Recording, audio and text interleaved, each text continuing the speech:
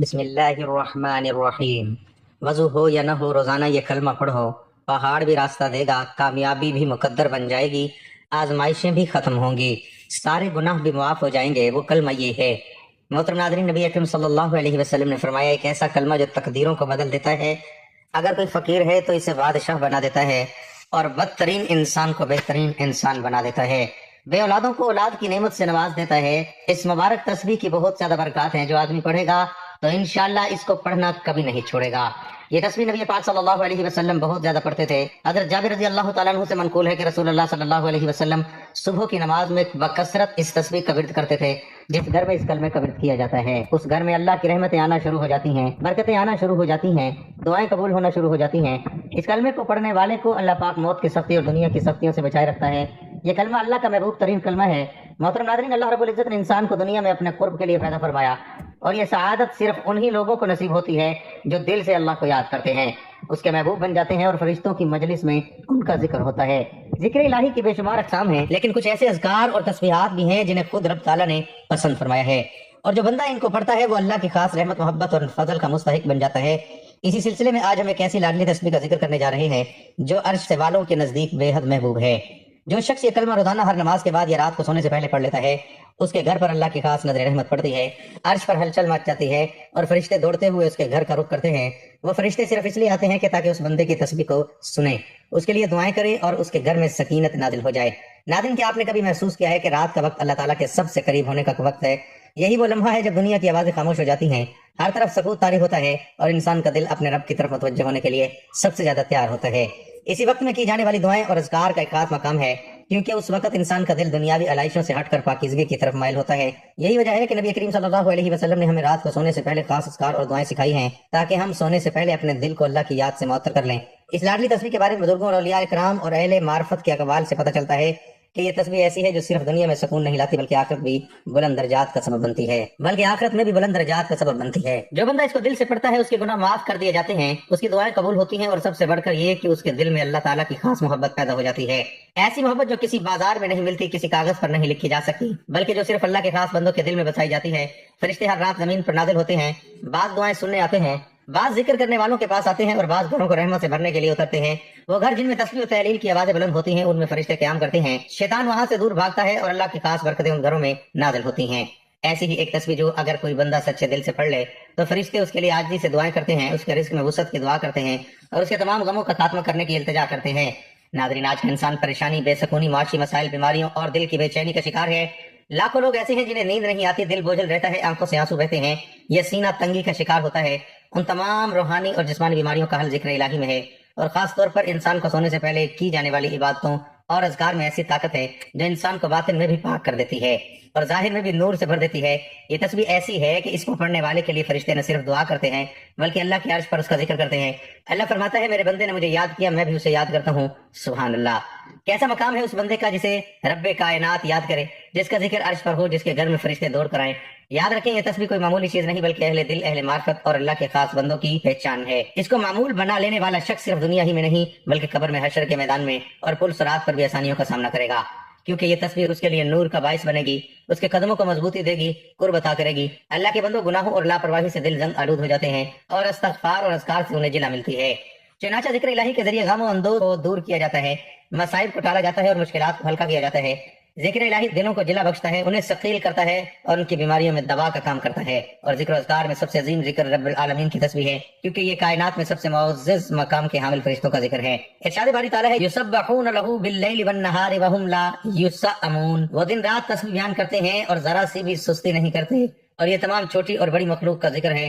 ارشاد باری تعالیٰ ہے، یہ بندے کے لیے سخت حالات اور تکلیف کا سامنا کرنے کے لیے بہترین ہتھیار ہے۔ محترم ناظرین، آج آپ کی خدمت میں ایک ایسی پیاری تصویر لے کر آئے ہیں جو نبی کریم صلی اللہ علیہ وسلم کو دنیا جہان کی ہر چیز سے پیاری ہے، جس کو زیادہ سے زیادہ پڑھنے سے انسان کی تمام مشکلات، اس کی پریشانیاں، اس کی تنگدستی دور ہو جاتی ہے، اس کے گھروں میں خوشحالی آتی ہے، اس کو ہر میدان میں فتح و کامیابی نصیب ہوتی ہے، اور اس کی تنگی سے دور ہو جاتا ہے، کیونکہ اس کلمے کو پڑھنے سے اللہ تعالیٰ اس کو اتنا رزق دیتا ہے کہ اس کی نسل در نسل تک یہ رزق کا سلسلہ شروع ہو جاتا ہے۔ یہ بہت ہی پیاری تصویر ہے جس کو پڑھنے والا کبھی مایوس نہیں ہوا۔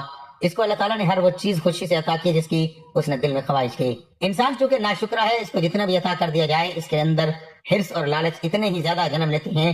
جب اس کو اللہ پاک کی طرف سے نعمتیں ملنے لگ جاتی ہیں تو اس کے دل میں خواہش پیدا ہوتی ہے کہ اللہ تعالیٰ مجھے مزید بھی نوازے، مجھے فلاں نعمت پر بھی عطا کرے اور مجھے فلاں نعمت بھی دے۔ تو یہ ایک ایسی تسبیح کا مجرب عمل ہے جس کے پڑھنے والے کے دل کی خواہشات کو اللہ تعالیٰ اپنے کن کی تکمیل سے فرما دیتا ہے۔ اس کلمے کو جاننے کے لیے گزارش ہے کہ ویڈیو کو آخر تک لازمی دیکھیے گا۔ یہ ایک ایسی تسبیح ہے کہ انسان زندگی کے کسی میدان میں بھی ناکام نہیں رہے گا، اس کو ہر میدان میں، ہر کام میں، زندگی کا کوئی بھی مقصد ہو، اس میں کامیابی نصیب ہوگی۔ محترم ناظرین، اللہ تعالیٰ نے حضرت محمد صلی اللہ علیہ وسلم کی مقدس ہستی کو تمام انسانوں کے لیے رحمت للعالمین بنا کر بھیجا۔ اللہ پاک فرماتے ہیں، بے شک ہمارے پاس اللہ کی طرف سے ایک نور ہے، یعنی حضرت محمد صلی اللہ علیہ وسلم، اور ایک روشن کتاب قرآن مجید۔ حضور نبی کریم صلی اللہ علیہ وسلم کی پسند ناپسند ہر مسلمان کے لیے بہت زیادہ اہمیت رکھتی ہے، کیونکہ اسی محاذ پر اس کی کامیابی یا ناکامی کا انحصار ہے۔ یعنی اگر آپ حضور صلی اللہ علیہ وسلم کی پسندیدہ چیزوں سے، پسندیدہ کاموں سے پیار کریں گے، ان کو پسند کریں گے، اور آپ حضور صلی اللہ علیہ وسلم کی طرز زندگی کو اپنائیں گے، آپ صلی اللہ علیہ وسلم کی پسند ناپسند کا خیال رکھیں گے، تو اللہ پاک آپ کو عزت، دولت، شہرت، کامیابی، دنیا کی ہر چیز سے نوازیں گے۔ اور جن چیزوں سے حضور نبی کریم صلی اللہ علیہ وسلم دور رہتے تھے، جنہیں ناپسند کرتے تھے، تو آپ بھی اگر ان چیزوں کو ناپسند کریں گے،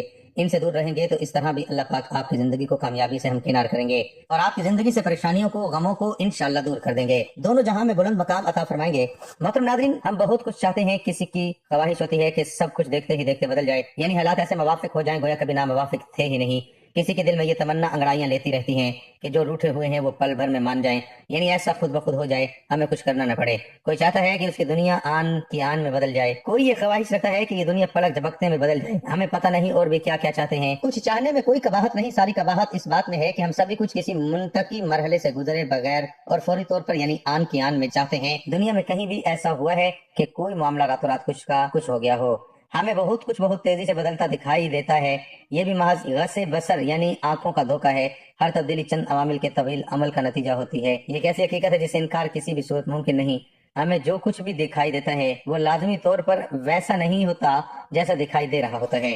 ہر معاملے کی بہت سی تہیں اور پورتیں ہوتی ہیں، ان تہوں اور پورتوں کو ہٹائے بغیر ہم اصلیت نہیں جان سکتے۔ یہی سبب ہے کہ راتوں رات کسی بھی تبدیلی کی رونما ہونے کی خواہش ابس ہے، ایسا ہوتا نہیں اور ہو بھی نہیں سکتا، اس دنیا ہی میں نہیں بلکہ پوری کائنات میں کچھ بھی بلا سبب اور بلا جواز نہیں۔ ہر معاملہ علت و معمول کی ڈوری سے بندھا ہوا ہے، یہ وظیفہ کرنے والے کی ایک رات میں ہی اس کی قسمت بدل جاتی ہے۔ نبی پاک صلی اللہ علیہ وسلم نے فرمایا، جو شخص اللہ اور آخرت کے دن پر ایمان رکھے اور نیک اعمال کرے وہ جنت میں داخل ہوگا۔ نبی کریم صلی اللہ علیہ وسلم نے فرمایا، جس نے لا الہ الا اللہ محمد رسول اللہ کہا وہ جنت میں داخل ہوگا، بحوالہ صحیح مسلم۔ نبی اکرم صلی اللہ علیہ وسلم نے فرمایا، 5 نماز جمعہ سے جمعہ اور رمضان سے رمضان اس کے درمیان کیے گئے گناہوں کو معاف کر دیتے ہیں، بشرطیہ کبیرہ گناہوں سے بچا جائے، بحوالہ صحیح مسلم۔ حضور اقدس صلی اللہ علیہ وسلم نے فرمایا، صدقہ انسان کو جنت میں لے جاتا ہے اور گناہوں کو مٹاتا ہے جیسے پانی آگ کو بجھاتا ہے، بحوالہ حدیث ترمذی۔ حضور نبی محترم صلی اللہ علیہ وسلم نے فرمایا، جو شخص رمضان کے روزے ایمان کے ساتھ اور ثواب کی نیت سے رکھے گا اس کے تمام پچھلے گناہ مٹا دیے جائیں گے۔ نبی کریم صلی اللہ علیہ وسلم نے فرمایا، سب سے زیادہ کامل ایمان والا وہ ہے جس کے اخلاق سب سے اچھے ہوں، بحوالہ ترمذی۔ حضور اقدس صلی اللہ علیہ وسلم نے فرمایا، جو شخص سچی توبہ کرے گا اللہ اس کے تمام گناہ معاف کر دے گا اور وہ جنت میں داخل ہوگا۔ حضور اقدس صلی اللہ علیہ وسلم نے فرمایا، جو شخص کسی مسلمان کی پریشانی دور کرے گا اللہ تعالیٰ اس کی قیامت کی پریشانیاں دور کر دے گا اور اسے جنت میں داخل کرے گا، بحوالہ حدیث صحیح مسلم۔ اللہ کے نبی کریم صلی اللہ علیہ وسلم نے فرمایا، وہ شخص ذلیل و خوار ہو جس نے اپنے والدین میں سے ایک یا دونوں کو بڑھاپے کی حالت میں پایا اور ان کی خدمت کر کے جنت میں داخل نہ ہو سکا۔ نبی کریم صلی اللہ علیہ وسلم نے فرمایا، جو شخص لوگوں کو معاف کرتا ہے اللہ اس کو جنت میں داخل کرے گا، بحوالہ صحیح مسلم۔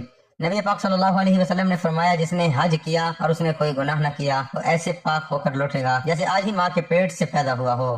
محترم ناظرین، حضرت محمد صلی اللہ علیہ وسلم کی امت کے لیے قیامت کے دن کی فکر آپ صلی اللہ علیہ وسلم کی بے پناہ محبت اور شفقت کا ایک عظیم مظہر ہے۔ آپ صلی اللہ علیہ وسلم نے اپنی زندگی میں ہی نہیں بلکہ اپنی وفات کے بعد بھی امت کی نجات اور کامیابی کے لیے بے چینی اور فکر مندی کا اظہار فرمایا۔ قیامت کے دن آپ صلی اللہ علیہ وسلم اپنی امت کی کس طرح مدد کریں گے؟ جانیے، قیامت کے دن تمام لوگ حضرت آدم، موسیٰ، عیسیٰ وغیرہ کے پاس جائیں گے، لیکن وہ یہ کہہ کر معذرت کر دیں گے کہ وہ اس قابل نہیں۔ آخر میں سب حضرت محمد صلی اللہ علیہ وسلم کے پاس آئیں گے۔ آپ صلی اللہ علیہ وسلم اللہ کے سامنے سجدہ ریز ہو کر امت کی شفاعت کریں گے، اللہ آپ صلی اللہ علیہ وسلم کی شفاعت قبول فرمائے گا۔ میں قیامت کے دن سب سے پہلے شفاعت کروں گا اور میری شفاعت سب سے پہلے قبول کی جائے گی۔ آپ صلی اللہ علیہ وسلم نے فرمایا، میری شفاعت سے میری امت کے وہ بڑے گناہ گار نجات پائیں گے جنہوں نے اللہ کے ساتھ کسی کو شریک نہیں ٹھہرایا۔ آپ صلی اللہ علیہ وسلم خاص طور پر ان لوگوں کی فکر میں رہتے تھے جو گناہوں میں مبتلا ہوں گے لیکن توحید پر قائم رہیں گے۔ آپ صلی اللہ علیہ وسلم نے فرمایا، میرا حوض کوثر اس قدر وسیع ہے جسے 1 مہینے کی مسافت، اس کا پانی دودھ سے زیادہ سفید، شہد سے زیادہ میٹھا، اور اس میں سے پی لے گا وہ کبھی پیاسا نہیں ہوگا۔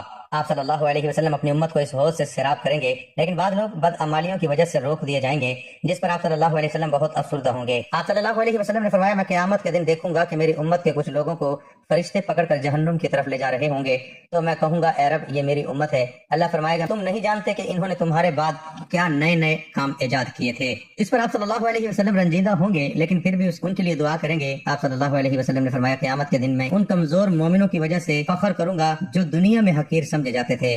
آپ صلی اللہ علیہ وسلم کی خاص توبہ ان لوگوں پر ہوگی جو دنیا میں غریب، بیمار یا کمزور تھے لیکن ایمان پر قائم رہے۔ قرآن میں اللہ تعالیٰ نے فرمایا شاید آپ اپنی جان ہی کو ہلاک کر ڈالیں گے اس غم میں کہ یہ لوگ ایمان نہیں لاتے۔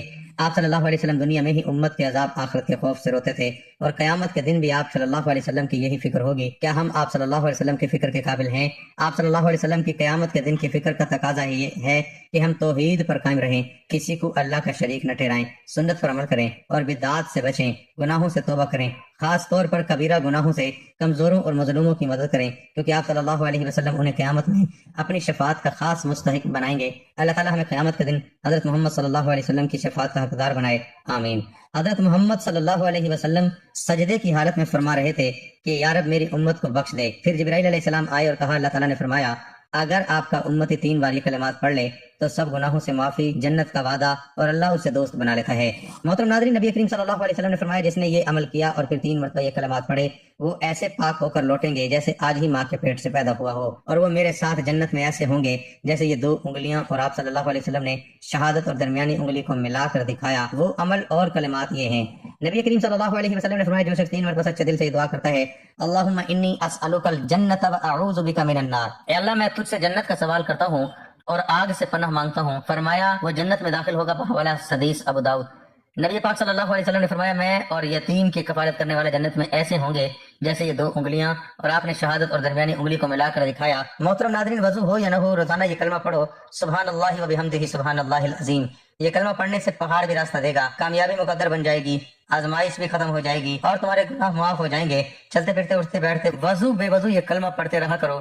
حضرت ابو ہریرہ رضی اللہ عنہ سے روایت ہے کہ حضور نبی اکرم صلی اللہ علیہ وسلم نے فرمایا اللہ تعالیٰ فرماتا ہے کہ میرا بندہ میرے متعلق جیسا گمان رکھتا ہے میں اس کے ساتھ ویسا ہی معاملہ کرتا ہوں۔ جب وہ میرا ذکر کرتا ہے تو میں اس کے ساتھ ہوتا ہوں، اگر وہ میرے دل میں میرا ذکر خفی کرے تو میں بھی اپنے شایان شان خفیہ اس کا ذکر کرتا ہوں، اور اگر وہ جماعت میں میرا ذکر جلی کرے تو میں اس کی جماعت سے بہتر جماعت میں اس کا ذکر کرتا ہوں۔ اگر وہ ایک بالش میرے نزدیک آئے تو میں 1 بازو کے برابر اس کے نزدیک ہو جاتا ہوں، اگر وہ 1 بازو کے برابر میرے نزدیک آئے تو میں 2 بازو کے برابر اس کے نزدیک ہو جاتا ہوں، اور اگر وہ میری طرف چل کر آئے تو میں اس کی طرف دوڑ کر آتا ہوں۔ حضرت ابو داؤد رضی اللہ تعالیٰ عنہ سے روایت ہے کہ حضور نبی اکرم صلی اللہ علیہ وسلم نے فرمایا کیا میں تمہیں تمہارے اعمال میں سے سب سے اچھا عمل نہ بتاؤں جو تمہارے مالک کے ہاں بہتر اور پاکیزہ ہے، تمہارے درجات میں سب سے بلند ہے، تمہارے سونے اور چاندی کی خیرات سے بھی افضل ہے، اور تمہارے دشمن کا سامنا کرنے یعنی جہاد سے بھی تیز ہے، حالانکہ تم انہیں قتل کرو اور وہ تمہیں۔ صحابہ کرام رضی اللہ تعالیٰ عنہم نے عرض کیا کیوں نہیں؟ آپ صلی اللہ علیہ وسلم نے فرمایا وہ عمل اللہ کا ذکر ہے۔ حضرت معاذ رضی اللہ عنہ سے روایت ہے ایک آدمی نے حضور نبی اکرم صلی اللہ علیہ وسلم سے پوچھا